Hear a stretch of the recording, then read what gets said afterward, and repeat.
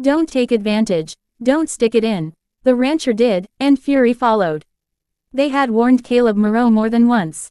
The old hands at the feed store, the neighboring families whose fences touched his land, even the wind that howled through the mesquite at dusk, it all carried the same message. Don't take advantage. Don't stick it in. But Caleb had never been a man who listened. The drought had turned the plains the color of rust, and his cattle were thinning. Each morning he walked the fence line with a jaw clenched so tight it ached, counting losses that never seemed to end. His ranch, inherited and worn thin by time, was bleeding money. When a smooth-talking surveyor showed up with a map and a smile, Caleb saw hope where others saw danger.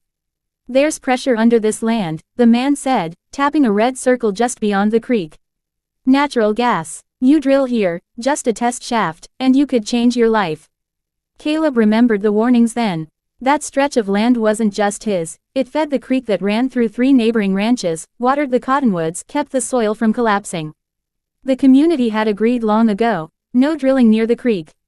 Don't take advantage, old Mrs. Alvarez had told him years back. That creek saved us in '92. You heard it, you heard all of us. Don't stick it in, his late father used to say, meaning any tool, deal, or idea that promised fast money at long-term cost. Caleb nodded to the surveyor anyway. Desperation has a way of drowning out memory. The rig arrived quietly at dawn. Steel legs pressed into the dirt like an insect claiming territory.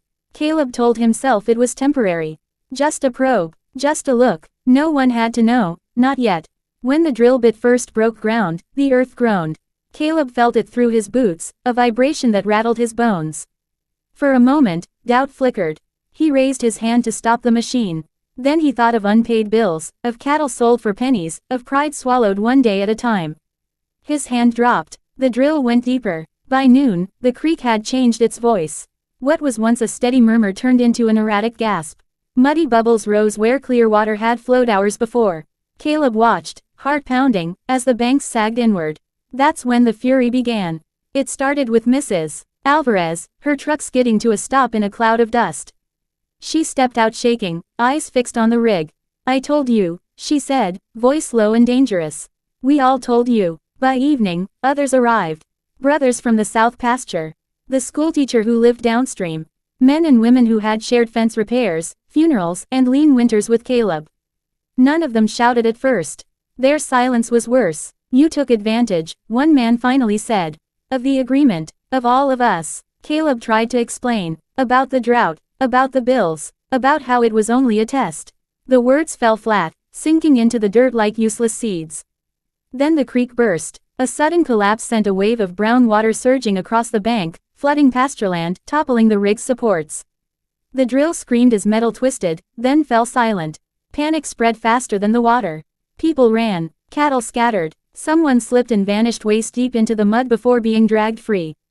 The fury was no longer just anger, it was fear, raw and shaking. By nightfall, the damage was undeniable. The creek's course had shifted. Wells downstream sputtered with grit. The land, once steady, felt wounded. Authorities came. Fines followed. Lawsuits stacked like hay bales in a storm. The surveyor disappeared, phone disconnected, promises dissolved. Caleb stood alone on his porch days later, watching the creek struggle to find itself again. The rig lay dismantled, hauled away like a crime scene. His ranch was quieter now, not peaceful, just empty. Mrs. Alvarez came once more, slower this time. She looked tired, older than before. You didn't just stick steel in the ground, she said. You stuck it in trust. Caleb swallowed. There was nothing left to argue. Fury had burned through the community, and what remained was ash and distance. I was afraid, he said at last. So were we, she replied. That's why we set rules. Seasons passed. Caleb worked to repair what he could, replanting banks, paying restitution, showing up when help was needed even when he wasn't wanted. Some doors stayed closed, some wounds never fully healed. But the land remembered effort as much as damage. Grass returned. The creek found a narrower, steadier path. Life, stubborn as ever, pushed on. Caleb learned then what the warnings had meant all along. Don't take advantage wasn't about profit. It was about restraint. Don't stick it in wasn't about fear of action, but respect for consequence. And fury, once unleashed, was never just noise, it was the sound of boundaries being broken, and the cost of forgetting why they existed in the first place.